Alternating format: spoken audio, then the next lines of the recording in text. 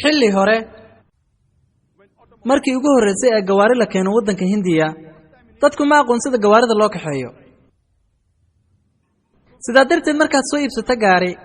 shirkadda ayaa gaariga waxay kuugu dareysay darawal marba nin mas'uul ah waa mas'uul caana nin hodana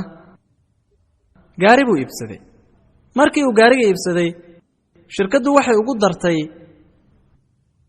darawal subaxyada ka mid ah mas'uulkii wuxuu yidhi waa ninkii hodanka ahaa ee milyaneerka ahaa darawalkiisa ayuu ku yidhi xaaskayga ayaan suuqa wadayaa waxaan rabaa xaaska inaan wado si ay u soo dukaamaysato ee fadlan gaariga diyaari darawalkii yaa yidhi mudana mas'uul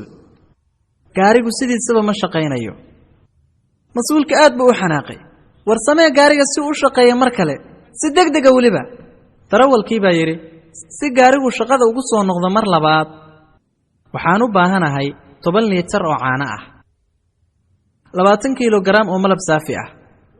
iyo 30 kiilogaraam oo subag saafi ah iyo 40 kiilo oo bariis ah weliba bariiska nuuciisu yahay basmatiga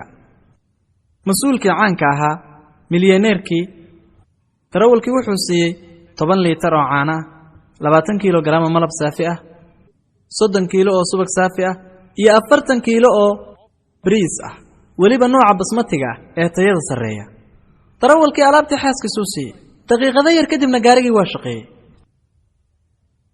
haddaba su'aal baan ku weydiinayaa haddii maanta darawalkaaga uu kugu yiraahdo si gaarigu mar kale shaqada ugu soo noqdo wuxuu u baahan yahay 10 liitar oo caano ah iyo 20 kiilo malab saafi ah iyo 30 kiilo subag saafi ah iyo 40 kiilo bariis basmati ah maxaad ku samayn lahayd ma siin lahayd maxaad samayn lahayd shaqadaad ka cayrin lahayd xitaa haddaadan makaanig ahayn waad garanaysaa habka gaariga loo kaxeeyo si wacan ayaad u og tahay in gaarigu uu ku shaqeeyo batrool ee uusan ku shaqaynin caano ama subag ama bariis si wacan baad arrintaas u og tahay xitaa haddaadan makaanig ahayn waad og tahay waxyaabaha asaaska u ah kaxaynta gaariga si lamida maanta haddii aad barato fariinta asaasiga ah ee Allihiina abuuray subxaanahu wa tacaala haddii aad barato waxa Allihiina abuuray uu ku sheegay kitaabka ugu dambeeyay kutubtii la soo dejiyay waa quraanka cidna kuma qiyaani karto diintaada ayaad si sahlan oo fudud u baranaysaa mana jirto cid ku doqomaysan karta